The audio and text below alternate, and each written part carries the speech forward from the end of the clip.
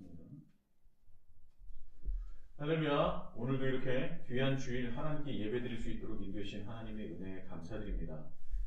무엇보다도 이렇게 어려운 시기에도 늘 그 마음을 붙잡으시고 또 하나님께서 주신 그 은혜를 우리가 잊지 않고 또 이 자리를 채우는 것, 이 자체가 하나님께서 얼마나 기뻐하실지 감히 상상이 되지 않습니다.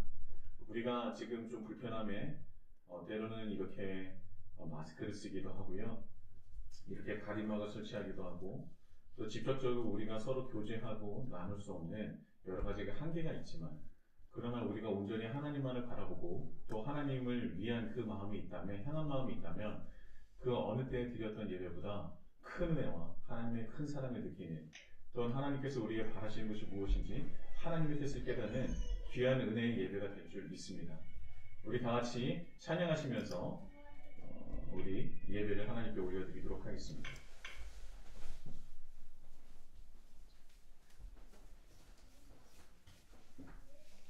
날마다 숨쉬는 순간 하나님께 찬양하시겠습니다.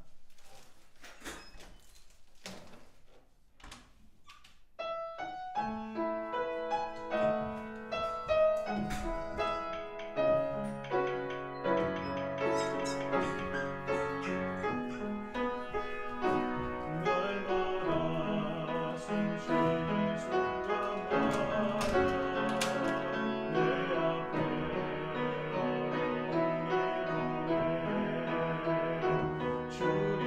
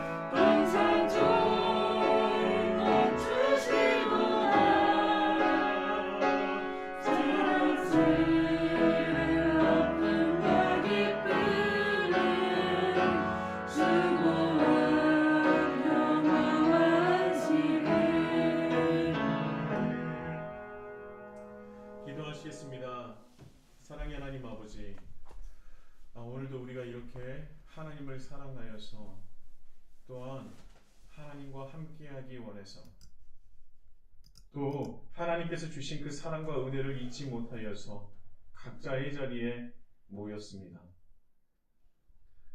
주님, 이렇게 예배드리는 이 시간이 일주일 동안 우리 마음을 기대하며 기다려지게 하는 시간이 되게 하여 주시고, 또한 그렇게 기대하며 또한 기도하는 마음으로 이 모인 한 사람 한 사람의 그 영혼들을 주님께서 굽어 살펴주시고 은혜를 내려주셔서 참담하고 때로는 너무나 어둡고 너무나 캄캄한 이 세상에서 하나님이라는 그 거룩한 그 빛과 같은 이름을 붙잡고 이 세상을 주님과 함께 그리스도인으로 살아갈 수 있는 우리 히즐라이프 처치 한 사람 한 사람이 될 수 있도록 주님 인도하여 주시옵소서.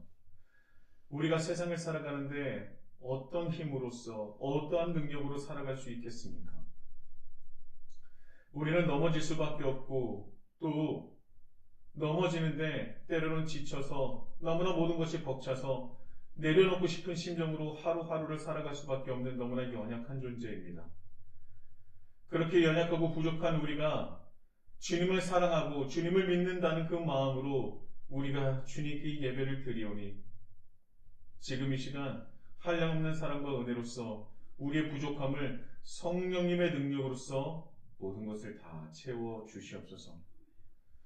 이 시간 몸과 마음과 또한 영과 진리를 다하여 하나님께 예배드리고자 하오니 주여 이 예배를 주님께 맡기오니 주님께서 함께하여 주시고 기뻐 받아주시며 이 예배를 통하여 다시 한번 새 생명을 얻는 우리 모든 하나님의 백성들 그리스도인이 될 수 있도록 인도하여 주옵소서.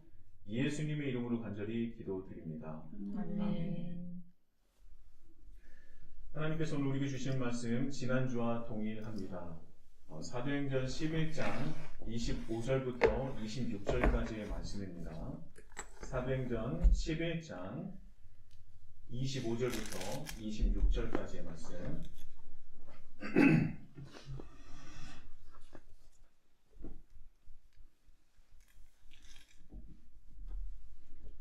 하나님의 말씀을 우리 다 같이 한 목소리로 합독하시겠습니다. 시작. 바나바가 사울을 찾으러 다소에 가서 만남에 안디옥에 데리고 와서 둘이 교회에 1년간 모여 있어 그 무리를 가르쳤고 제자들이 안디옥에서 비로소 그리스도인이라 일컬음을 받게 되었더라. 아멘.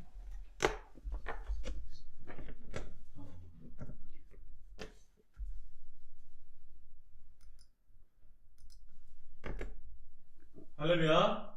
아멘. 오늘도 하나님께 최고의 예배를 드리는 우리 히즐라이프 성도가 되길 예수님의 이름으로 축복합니다. 아멘. 한 주가 이렇게 또 훅 지나가서요. 또 이렇게 주일이 되었습니다. 지난주 하나님께 예배드렸던 그 시간이 뭐 엊그저께 같다라고 얘기하면 너무 식상하니까 바로 어제 같은데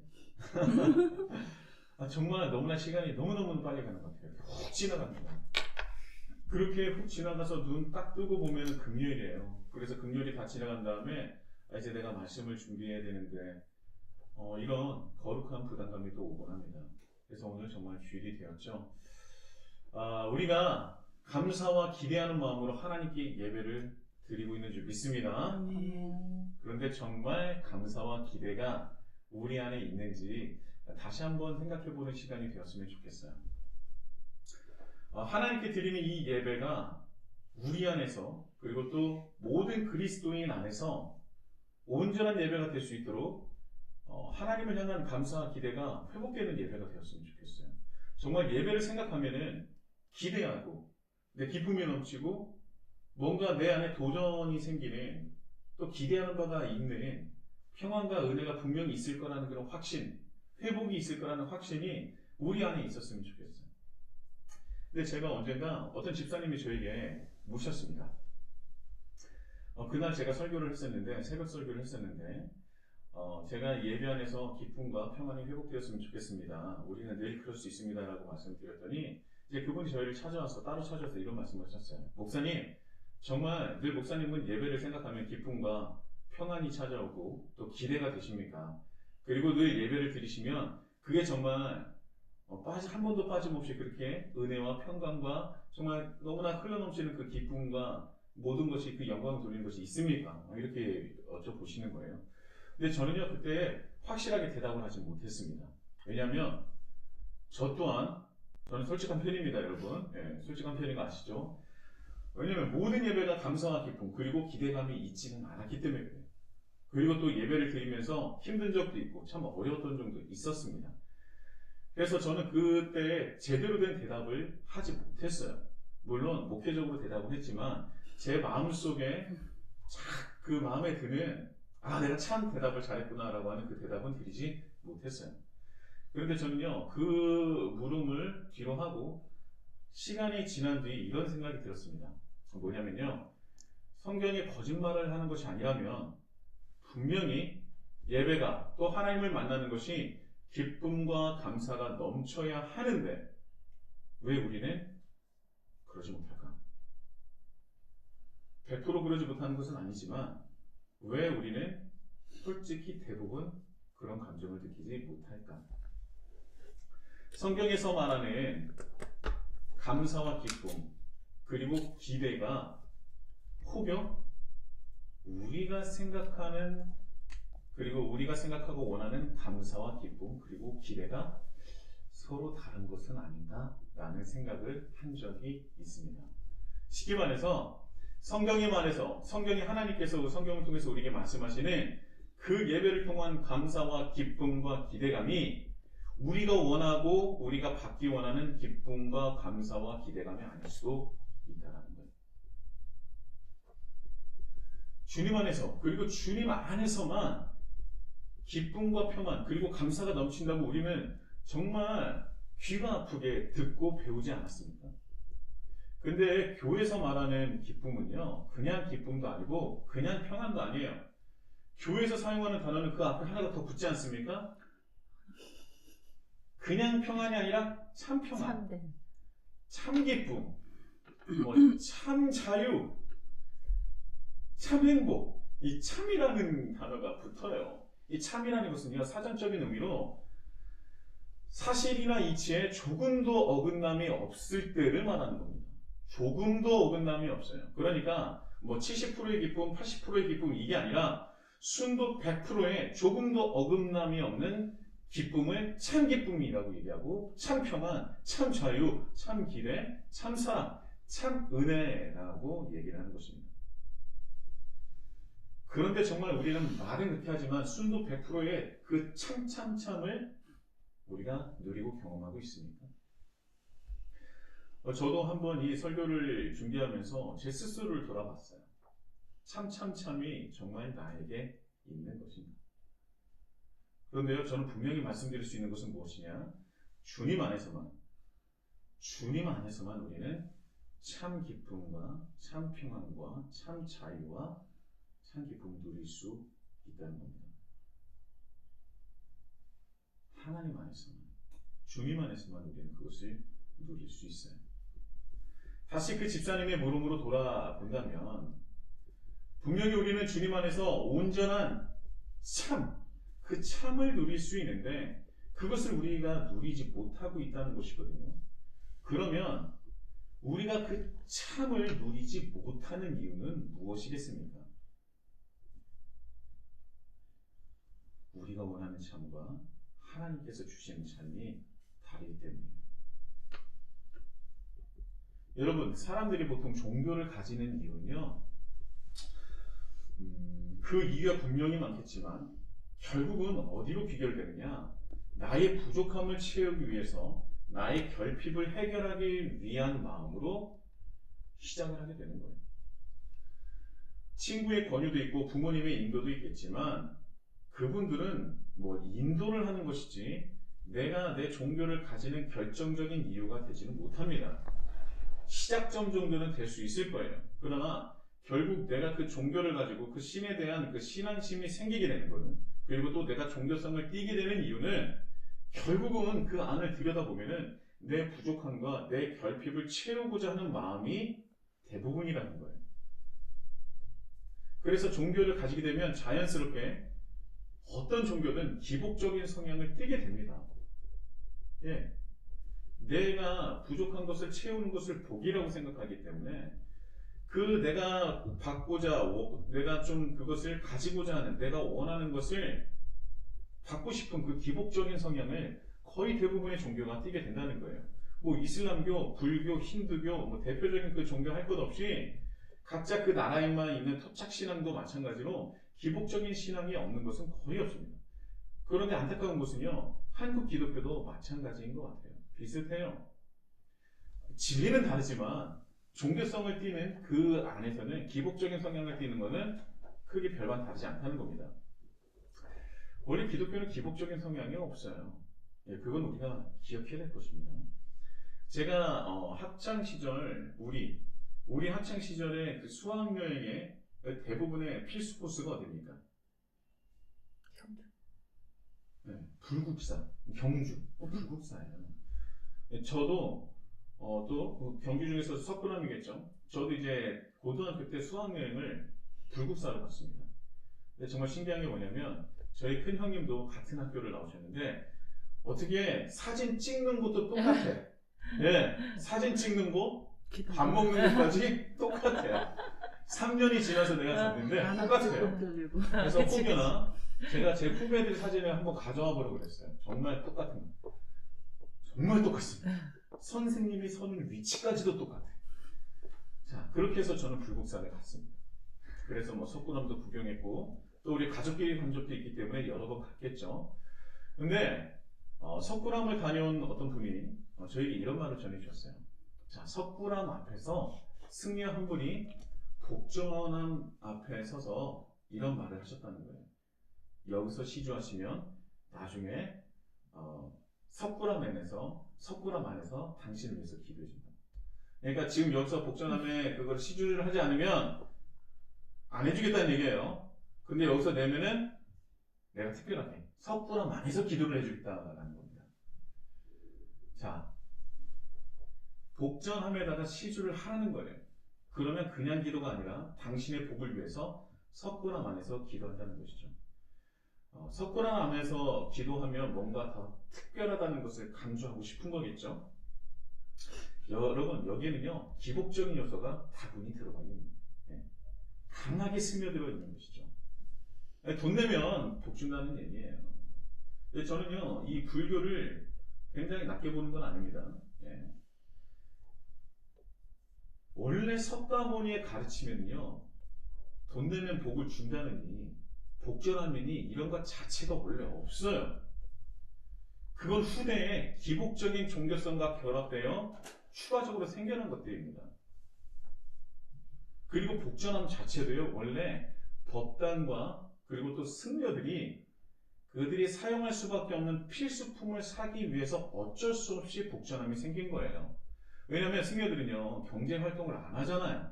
그러니까 법당을 또 운영해야 되고요. 승려들이 필요한 촛불이나 뭐 기름이나 목탁이나 의복이나 음식 등을 위해서 최소한의 것을 구비하기 위해서 사기 위해서 생겨났던 것이 복전함입니다.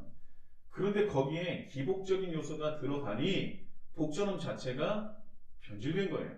그런데 이 복전함이 변질됐다는 것은 불교의 신앙을 가지고 있는 사람도 다 알고 있습니다. 여러분들 심심하시면 한번 복전함이라고 인터넷에 쳐보세요. 그것이 어떻게 변질됐는지 자신들도 스스로 그거에 대해서 얘기하는 사람들이 굉장히 많다는 거예요. 그런데 이렇게 변질되는 것은요 불교뿐만 아니라 거의 대부분의 종교에서 동일하게 나타난다는 겁니다. 거의 다 나타나요. 그리고 한국 기독교도요 기복적인 그런 종교성에서 자유롭지 못해요.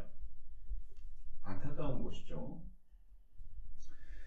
그러니 우리가 종교를 가지게 되면 가지는 이유조차도 그런데 가지게 되면 점점점 더 나의 결핍과 내가 가지고 싶은 것들, 내가 원하는 것들을 채우기 위한 수단으로 변질되기 시작한다는 거예요. 그 종교의 그 본질적인 그 종교의 시작이 어떻게 되든 조금씩 변질되고 또 내 중심적으로 변하게 된다는 겁니다.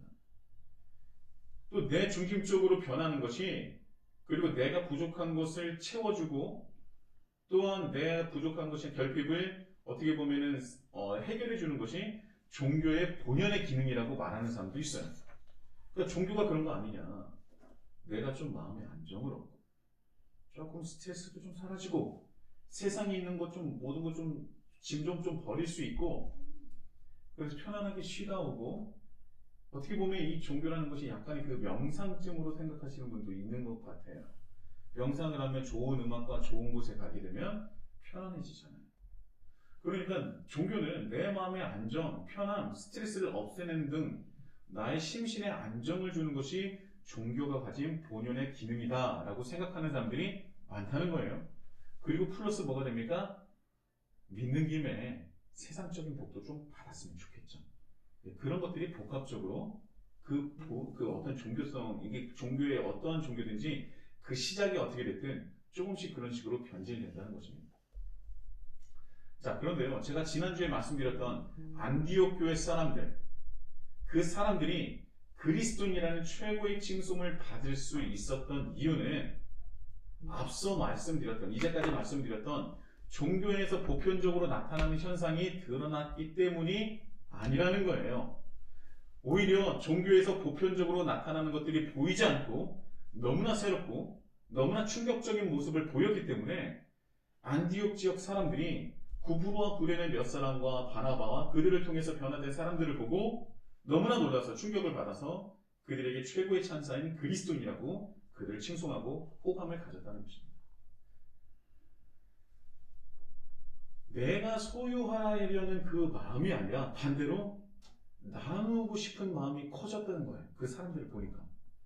그 사람들은 막 뭐든지 소유하고 내가 가지고 싶은 걸 원하는 것을 그냥 신전에 가서 그에게 제물을 바치면서 제사를 드리는 것이 아니라 오히려 반대로 내가 소유하려는 것이 아니라 오히려 남에게 나누어 주려는 그 마음이 더 커졌다는 것이죠. 그러니 그들의 마음속이 충격적이었던 거예요. 그런데 그렇게 살아가는 이유는 자신이 믿는 신, 즉 예수님께서 우리에게 직접 보여주시고 가르쳐 주신 것을 따르고 담기 위해서라는 거예요. 얼마나 충격적입니까? 그때 당시에 있었던 모든 신들은 대부분 인간 세상에 별 관심이 없어요. 그리고 인간들이 자기의 어떤 기분을 상하게 하면 신은 인간들에게 벌을 내리는 존재였습니다. 그래서 신들을 보면 두려워했죠. 그런데 이 그리스도인들은요, 오히려 자기가 믿는 신을 닮고자 한대요.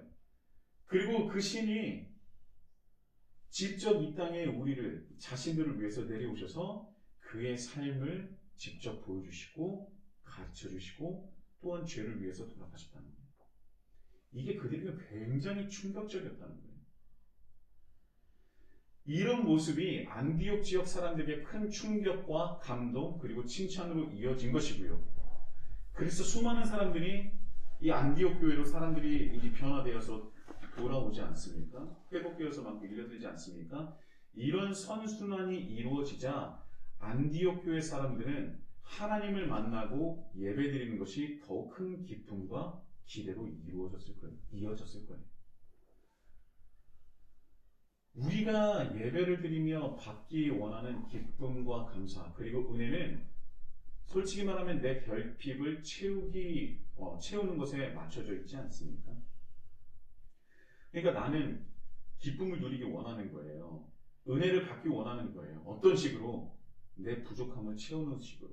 내 결핍을 채우는 식으로 예배를 드리면 그것이 채워지는 것을 바라고 원했던 겁니다. 그래서 그거를 뭐라고 해요?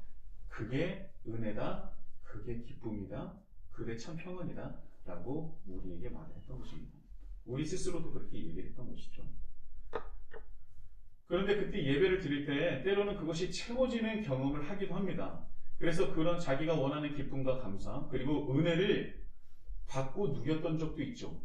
그러나 그것이 예배의 본질이라고 생각한다면 그런 예배는 불과 얼마 되지 않아서 차갑게 식을 수밖에 없는 거예요.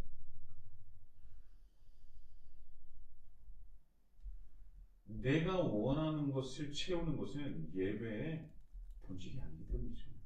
그리고 궁극적으로 하나님께서도 그것을 원하시지 않기 때문입니다.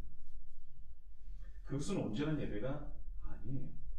2000년 전 안디옥 교회 그리고 그와 함께 있었던 그리스도인들은 하나님의 마음과 그리고 하나님의 뜻 그것을 이루어가는 것이, 그리고 이루어가는 그 모습 속에서 감사와 기쁨이 있었던 것이 아닐까라는 생각을 하게 돼요.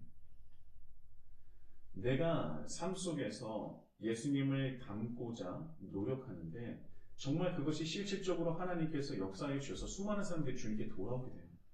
그러니까 내 마음속에는요, 그 예배에 대한, 하나님을 만나는 것에 대한 기쁨과 기대감이 사라질 수가 없는 거예요. 이거는 먼저 이렇게 되기 위해서는 하나님의 뜻과 또 하나님의 말씀을 온전히 알아야 된다면 그것이 전제 조건에 들어가겠죠. 그러니까 그들이 2000년 전 안디옥 교회 사람들이 느꼈었던 그 참 기쁨과 참 평안, 그 참 자유는 그들이 정말 예배를 드리면서 더욱더 커지고 커질 수밖에 없었을 것입니다. 근데 제가 지난주에도 말씀드렸지만 2000년 전 그 안디옥 교회의 그리스도인들과 지금 21세기를 살아가는 우리 하나님을 믿고 예수를 구주로 시인하는 우리들은요, 본질적으로 다르지 않잖아요. 절대 다르지 않습니다.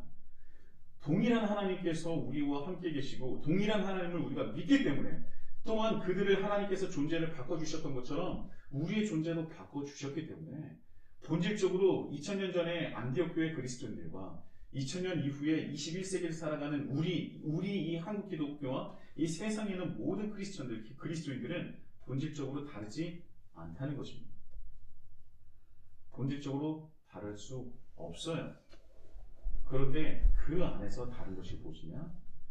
하나님의 뜻을 추구하느냐, 아니면 나의 부족을 추구하느냐, 이 부분에서 정말 그 본질적인 것은 같으나 조금씩 달라지고 변질되는 거예요.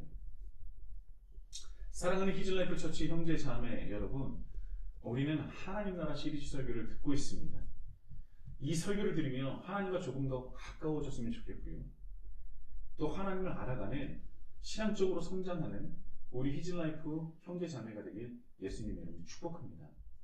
그저 예배 드리고 끝나는 것이 아니라, 듣고 끝나는 것이 아니라 그 말씀이 우리 삶 속에서 적용되어졌으면 참 좋겠어요.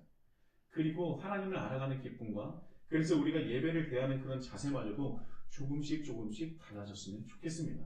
성장했으면 좋겠다는 것이죠. 우리가 하나님을 알아가려면, 또 신앙적으로 우리가 성장을 하려면 안디옥 교회의 그리스도인들이 그 신앙을, 그들의 신앙을 공부하고 따라가야 할 것입니다. 그들은요, 무엇보다도 하나님을 알아가기 위해서 자신의 시간과 에너지를 정말 쏟아부었던 사람들이에요. 그들이 경제적인 활동을 안 했겠습니까? 타향살인데 무엇을 먹고 살기가 편하고 쉬웠겠어요? 모든 것이 쉽지 않았고 모든 것이 어려웠고 자기가 가지고 있었던 것은 그 누구보다도 없었을 거예요. 그런데 그들은요, 오늘의 말씀을 보면요, 뭐라고 나와 있습니까? 교회에 1년간 모여있어 큰 무리를 가르쳤다는 거예요. 바나바와 사울이. 그럼 큰 무리가 누굽니까? 바로 그리스도인들 아닙니까? 그들이 정말 그렇게 삶에 너무나 힘들고 지칠 수밖에 없는 너무나도 척박한 환경이었지만, 그러나 그들은요, 자신의 시간과 공간적인, 물질적인 모든 에너지를 하나님을 알아가는 데 쏟았다는 거예요. 그랬더니 또한 그것을 배운 것을 내 삶의 자리에서 예수님을 닮기 위해서 열심히 노력하고 배운 것을 세상에 드러냈더니 그들이 결국 그리스도인이라는 칭송을 받게 되었다는 것입니다. 그래서 이런 모습과 이런 신앙이 기독교의 역사에서 빼놓을 수 없는 가장 위대한 교회를 세우게 된 것 아니겠습니까? 우리는 하나님을 알아가기 위해서, 또 예수님을 닮아가기 위해서 어떠한 노력을 하고 있는지 한번 돌아봤으면 좋겠어요. 그저 20년 전에, 10년 전에 알았었던, 하나님을 알아갔었던, 또 하나님을 알고 있었던 지식은 멈춰 있는 것은 아닌지. 하나님께서는 우리에게 지식적으로 다가오실 때가 분명히 있습니다. 그런데 우리는 하나님을 지식적으로 알려고 하는 그런 노력은 참 등한시하는 것 같아요.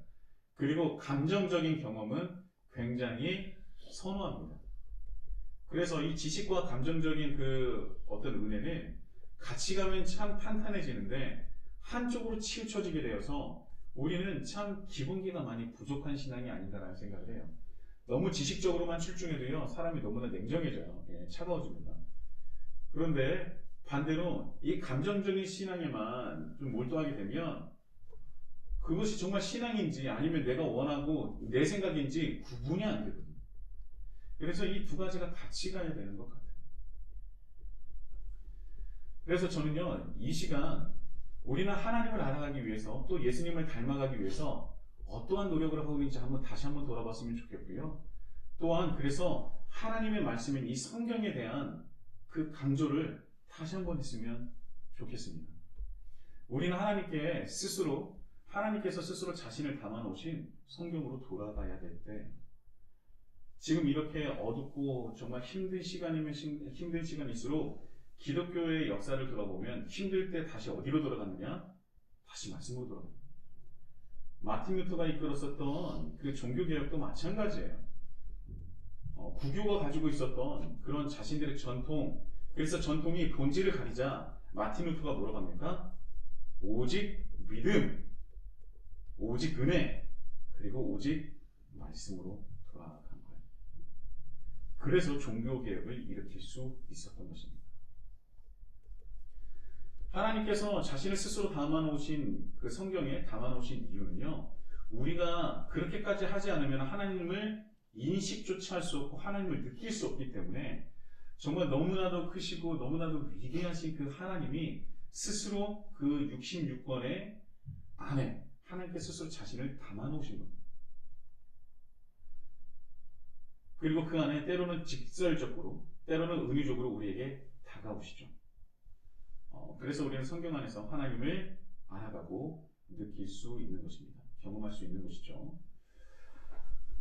우리는 하나님을 알기 위해서 예수님을 또한 닮기 위해서 성경을 보고 또 보아야 합니다. 그리고 그냥 보는 것이 아니라 하나님의 뜻과 방향성에 맞게 봐야 하는 거예요. 세상의 안경으로 또 나라는 안경으로 성경을 보면 하나님의 뜻이 아닌 세상적이고 또한 내가 원하는 방향으로 해석을 하고 보게 된다는 것입니다. 성경을 통해서 하나님을 알아가야 하고요. 또 예수님을 닮아가기 위해서는요, 시간을 투자할 수밖에 없어요. 시간을 투자해야 합니다. 공부하지 않으면 제대로 알지 못하게 되고요.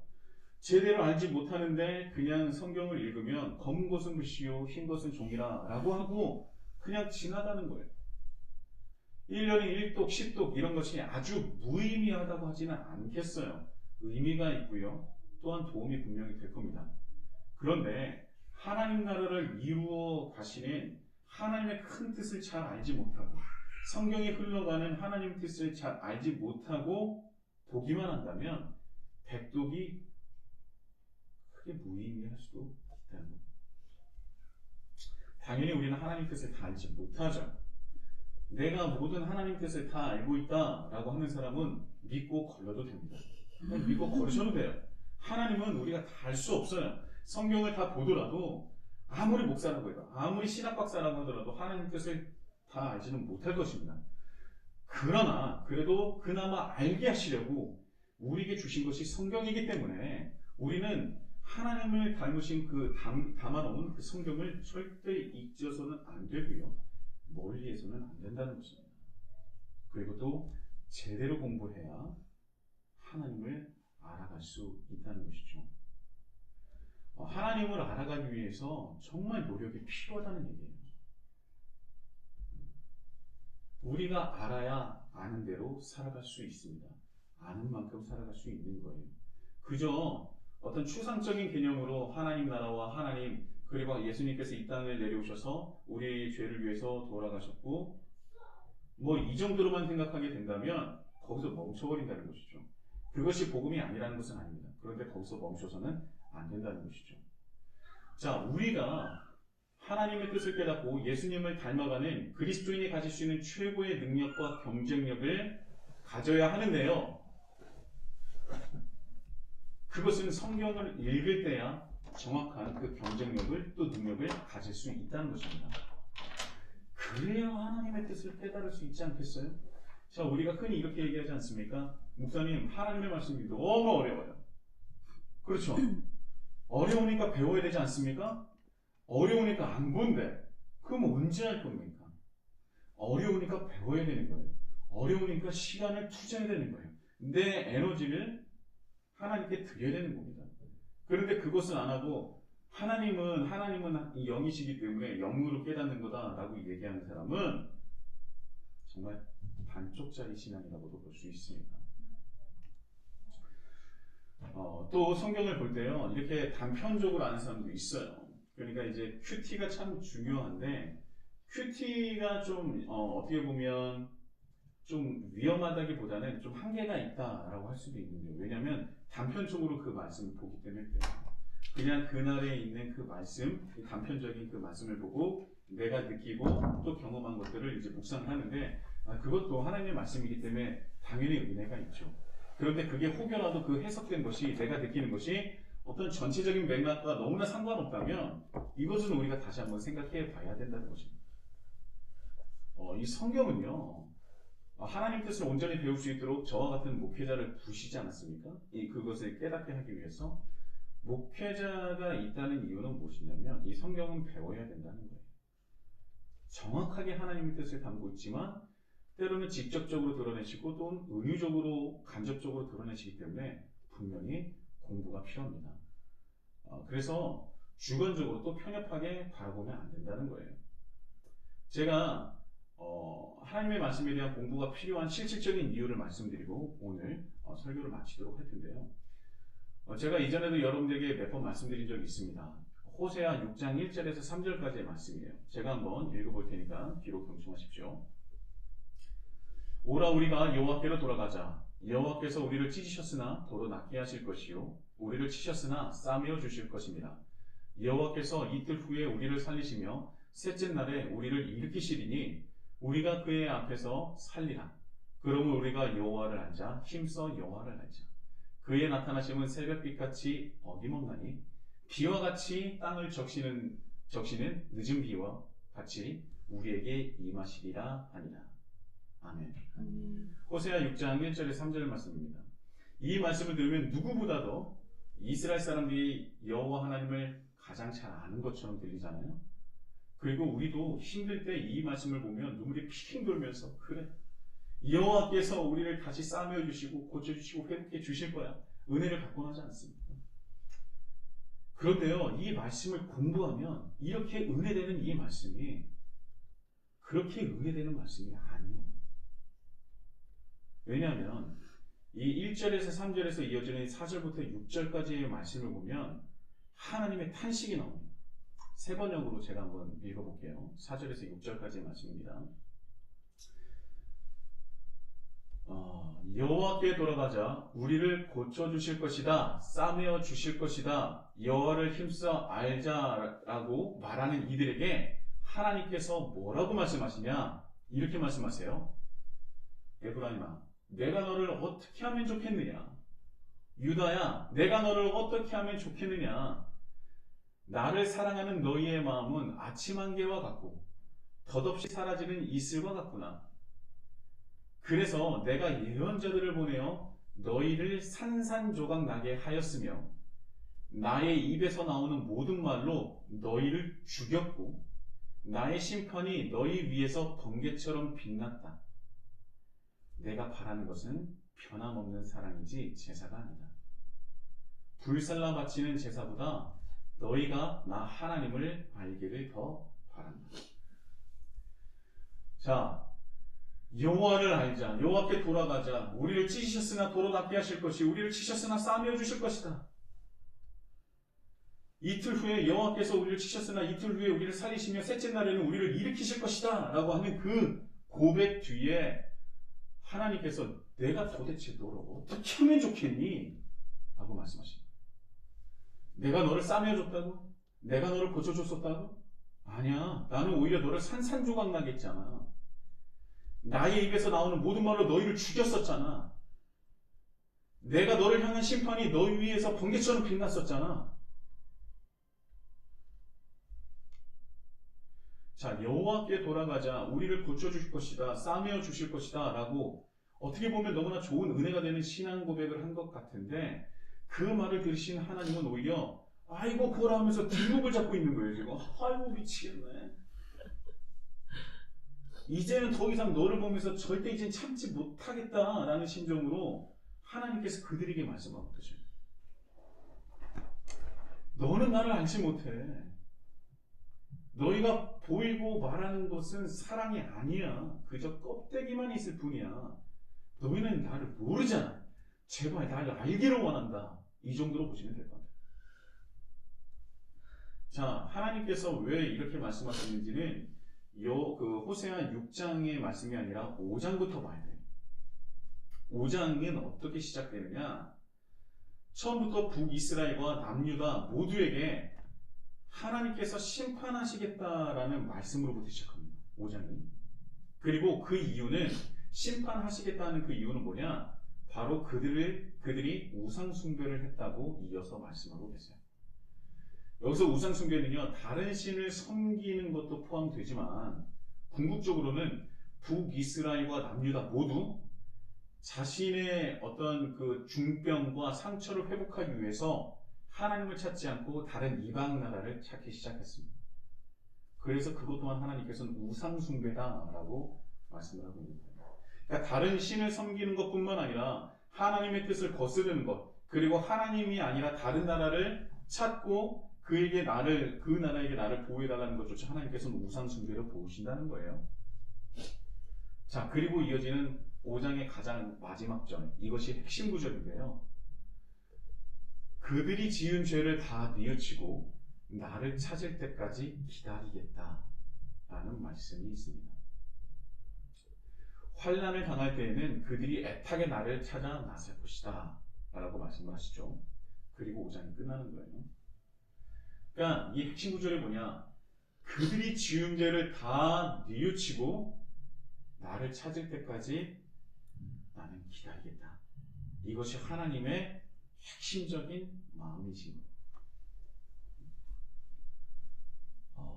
그들이 환난을 당하고 힘들어질 때는 회개하고 나에게 돌아오겠지. 나는 그때를 기다리겠다라고 하나님께서 말씀하시는데, 그리고 나서 6장의 말씀이 나와요.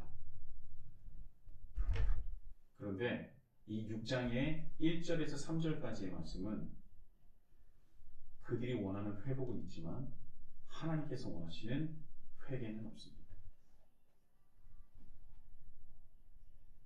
그들은 하나님의 은혜를 찾고 하나님의 사랑을 찾고 하나님의 그 나를 향한 그 마음을 찾으면서 회복을 외치고 있지만 정작 하나님께서 원하시는 회개가 없어요.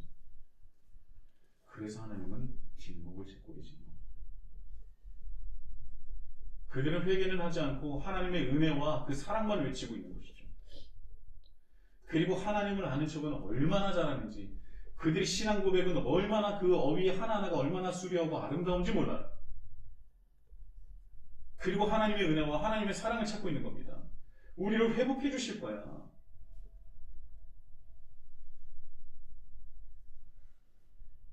그 말씀을 들으면 누구보다도 하나님을 가장 잘 알고 잘 믿고 있는 사람처럼 들리지 않습니까?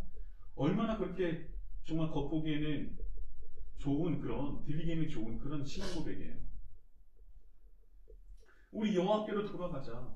우리를 고쳐주실 것이다. 우리를 싸매어 주실 것이다. 하나님은 사랑 아니시냐? 6장 1절에서 3절까지의 말씀의 뒤에 이은 하나님은요, 뒷목을 잡고 계시며 너희들을 도대체 내가 어떻게 해야 되겠느냐? 너희가 날 알기는 아냐? 안다는 게 고작 이거냐? 아는 척 그만하고 제사만 그만 드리고 나를 사랑하고 나를 좀 알아갔으면 좋겠다라는 말씀이 이어진다는 거예요. 자, 이렇게 보니까 참 은혜가 되었었던 호세아 6장 1절에서 3절까지의 말씀이 제대로 느껴지십니까? 말씀을 공부해야 돼요, 여러분. 이것뿐만 아니라 우리가 곡해하고 왜곡된 그런 해석들이 참 많습니다.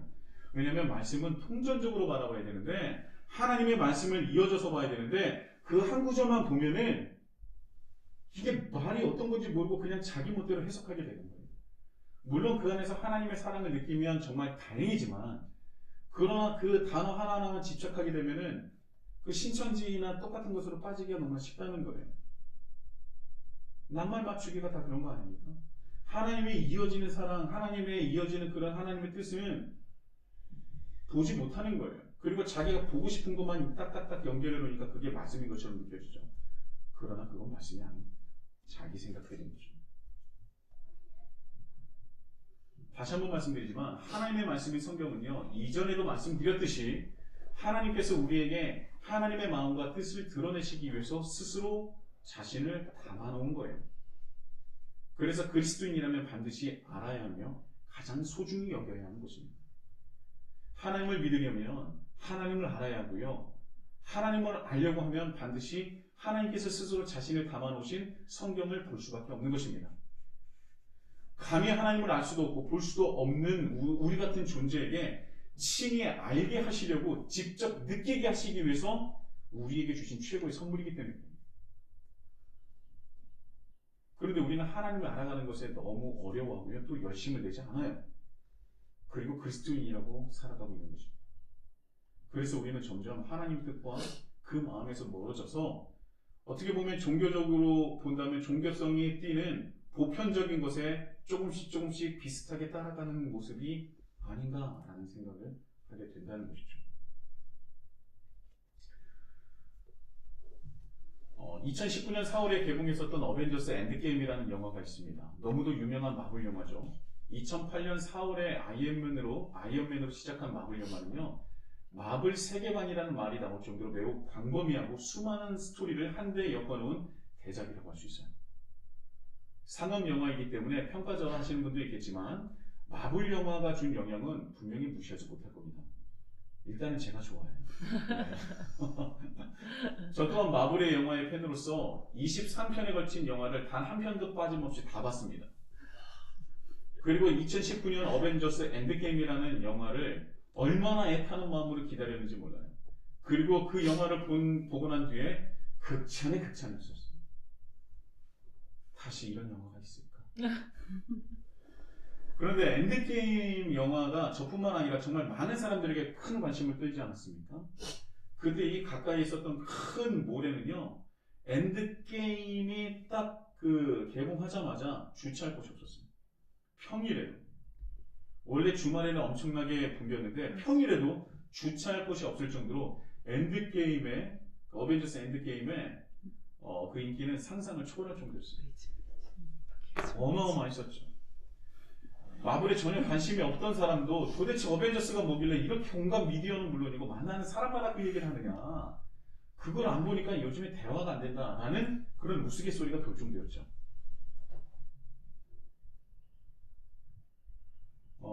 저는요, 자랑스럽게 마블 세계관에 대해서 정말 그 알지 못하는 사람들에게 쭉 얘기를 해줍니다. 그리고요, 현대인으로서 마블을 모르면, 그 세계관을 모르면 시대를 따라가지 못하는 사람이야. 너는 시대에 뒤떨어진 사람이야. 라면서 이 침을 튀기면서 마블을 전도했었습니다. 네, 정말 그랬어요. 참 부끄러운 일이죠. 그런데 이 어벤져스는요, 정말 어마어마한 영향력을 가졌어요.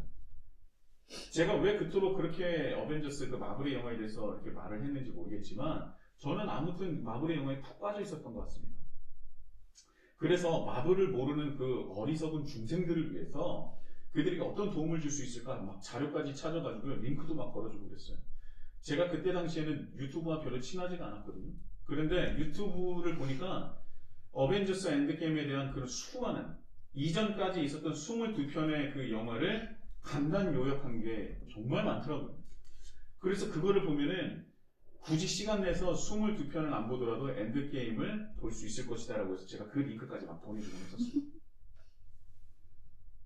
정말 편집도 잘 해놨고 정말 일목요연하게, 그래서 23편의 그 엔드게임을 잘 볼 수 있도록 잘 그렇게 정리를 해놨더라고요.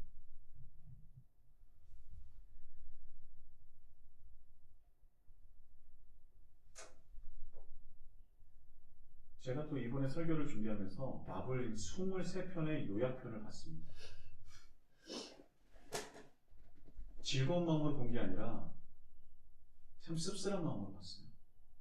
여러분, 자기가 좋아하는 것을 알아가려고 할 때는요, 사람들이 얼마나 크고 얼마나 위대할 만큼의 에너지를 쏟아내는지 모릅니다.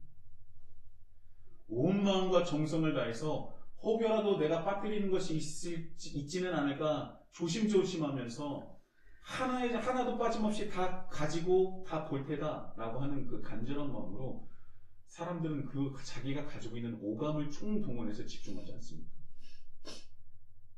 그런데 정작 생명이시고 영원이시고 이 세상의 왕이시고 이 세상의 본질이신 하나님을 알아가기 위해서는요, 우리는 그만큼의 노력을 하지 않고 있습니다.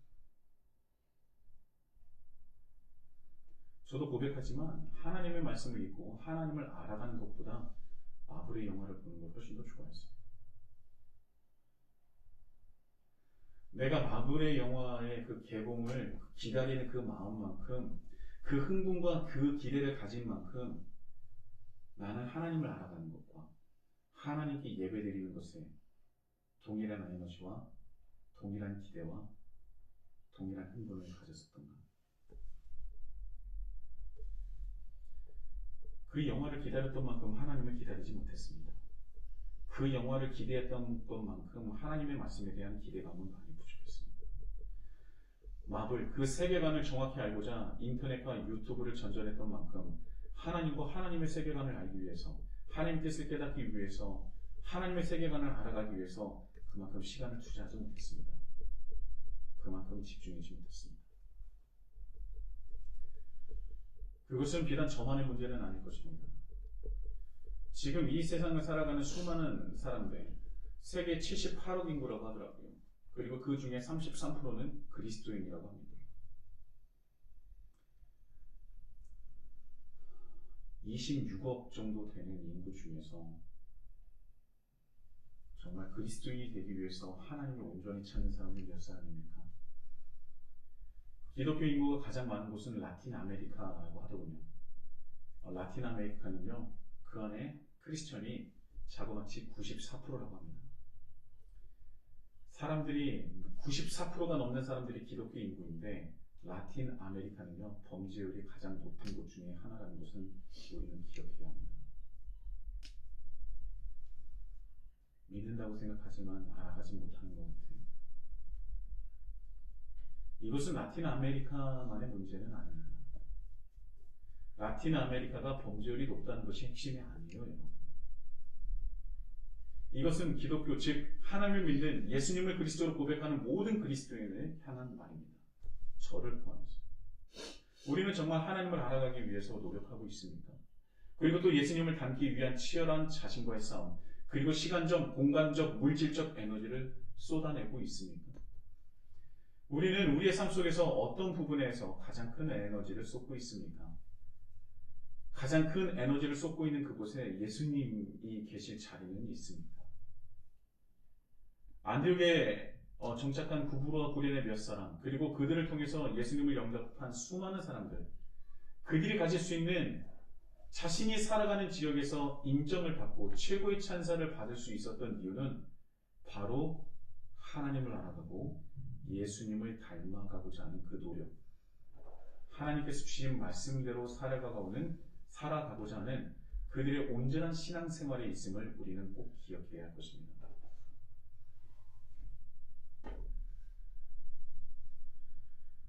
신은 그저 내가 잘 보여야 하고, 그리고 복을 주는, 자신의 기분에 따라 왔다 갔다 하며 또 잘 보이면 복을 주는 존재감쯤으로 생각했었던 그때 당시, 나는 내가 믿는 분을 닮아간다는 것 그 자체로만 하더라도 그 당시에 굉장히 큰 문화적, 종교적 충격이었다고 제가 분명히 말씀드렸죠. 그런데 여러분, 지금 바로 21세기에도 예수님을 닮아가고자 노력하는 사람이 있다면 그 사람들을 통해서 이 어둡고 깨어진 세상에서 이 살아가는 이들에게 2000년 전에 주었었던 그 충격보다 더 크고 강력한 선한 충격을 줄 수 있다고 저는 분명히 생각합니다. 여러분, 기독교는요, 기억하세요. 자신의 권리를 추구하고 요구하는 존재가 아니라 하나님을 알아가고 예수님을 닮아가는 그 권리와 특권을 세상에 드러내는 존재입니다. 깨어지고 가장 어두운 지금 이 시대에 세상을 향해서 우리가 가질 수 있는 가장 큰 경쟁력은 바로 하나님의 말씀이요, 또 예수님을 닮아가는 삶일 것입니다. 올해는 또 코로나19로 여전히 어둡고 힘든 삶을 살아가는 현대인들이 너무나 많은데요. 우리가 먼저 그렇기 때문에 성경으로 다시 돌아가서 하나님의 뜻을 깨닫고 예수님을 닮아가는 삶으로 세상이 가장 필요로 하는 하나님의 빛, 하나님의 사랑, 하나님의 은혜를 전해주시는 우리 그리스도인으로서 성장하시는 우리 히즈라이프 처치가 되기를 예수님의 이름으로 축복합니다. 우리 다 같이 찬양하시겠습니다. 우리가 예수님을 닮기 원합니다 라는 마음을 담아서 우리 찬양하도록 하겠습니다.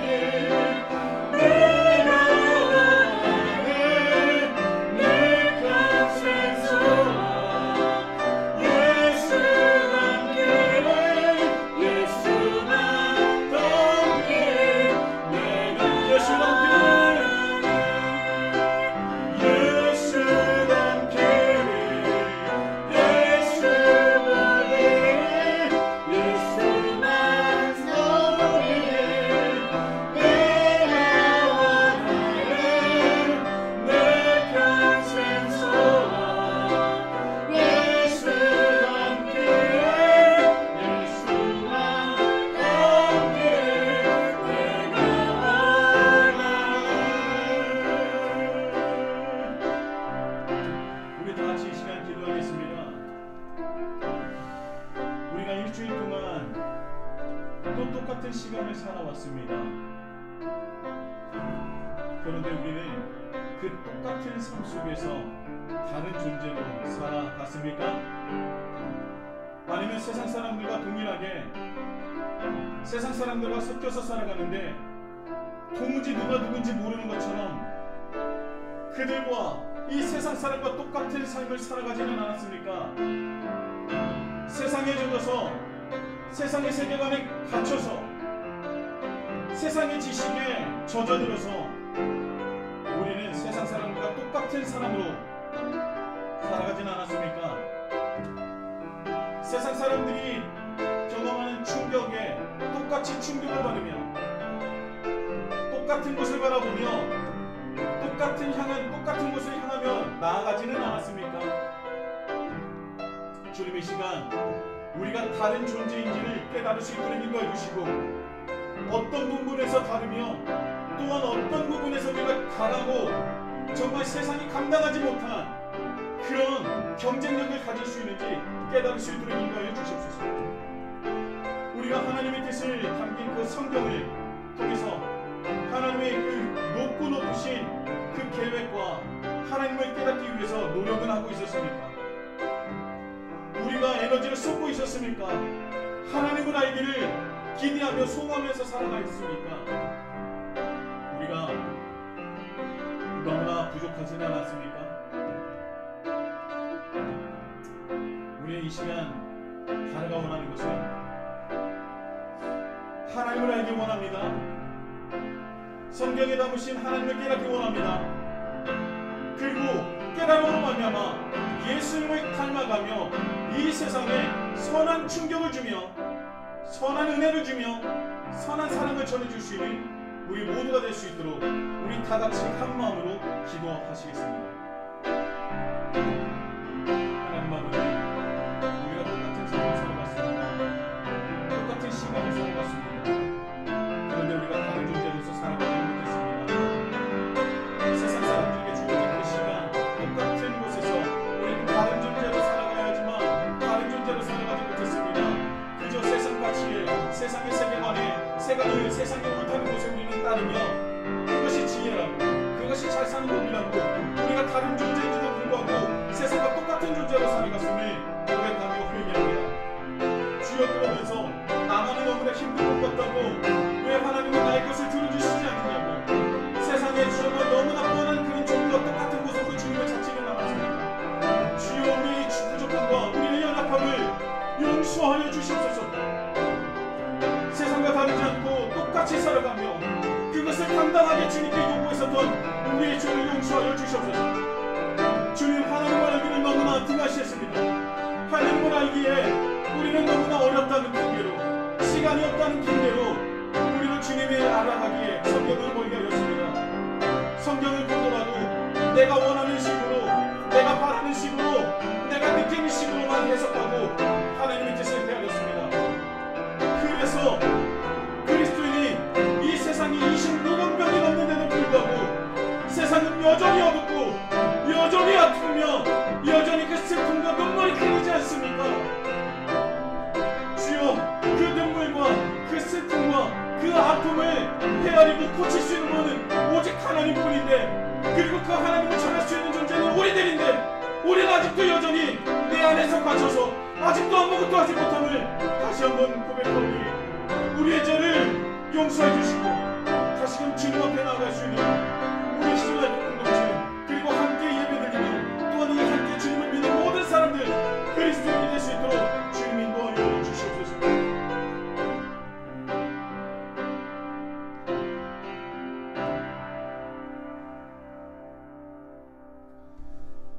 사랑의 하나님 아버지, 하나님은 분명히 사랑의 하나님이십니다. 끝없는 사랑과 끝없는 은혜로 우리를 지금도 지켜주시고 보호해 주시며 인도해 주시는을 분명히 믿습니다.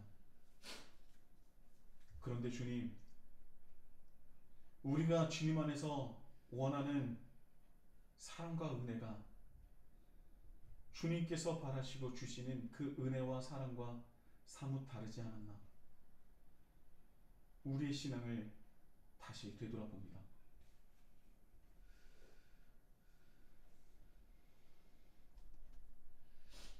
우리가 세상에 다른 존재로 살아가야 하지만 세상에 갇혀서 세상에 젖어들어서 오히려 세상에 더 영향을 받아서 우리가 세상 사람들과 뒤섞여 여전히 구분할 수 없는 존재로 살아가지는 않았습니까?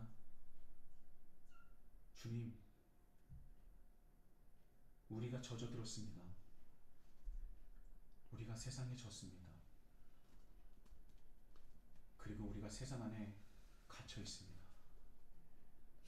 그래서 다른 존재인데도 불구하고 너무나 세상과 똑같은 존재로 살았음을 고백합니다.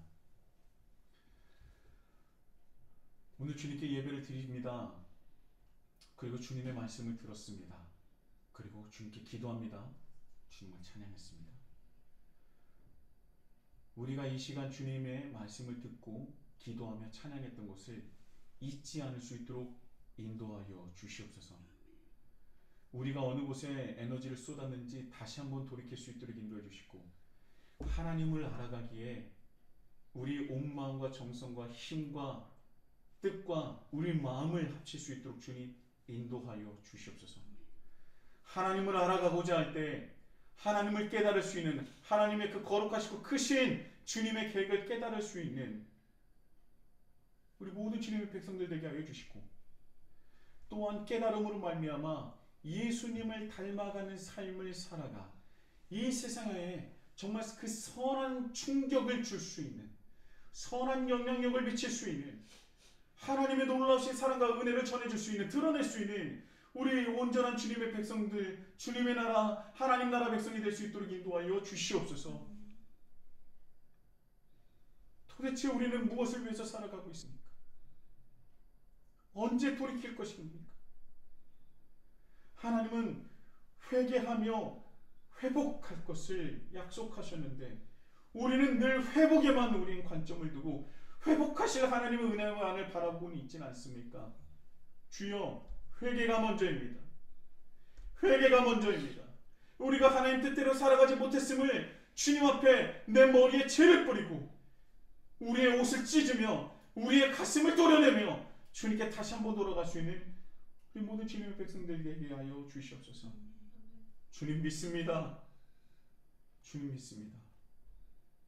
주님은 하실 수 있습니다. 그리고 우리는 주님을 따르기 소망합니다. 주여, 주님의 이름으로 기도하였사오니 모든 것이 주님의 뜻대로 이루어질 줄 믿사오며 예수 그리스도의 이름으로 간절히 기도드립니다. 아멘. 이제는 우리 주 예수 그리스도의 은혜와 하나님 아버지의 극진하신 사랑과 성령님의 감화감동 역사하심이, 그 충만하심과 영원하심이 이제는 세상에 젖어드는 것이 아니라 오직 하나님과 하나님 나라의 그 세력 안에 머물기를, 또한 젖어들기를 간절히 바라며, 또한 하나님의 뜻과 또 하나님을 알아가고자 한 마음과 한 뜻으로 주님께 매진하는, 또한 그러기를 결단하는 이 자리는 모든 주님의 백성들 머리 위에 이제로부터 영원토록 함께 하시기를 간절히 축원하옵나이다. 아멘.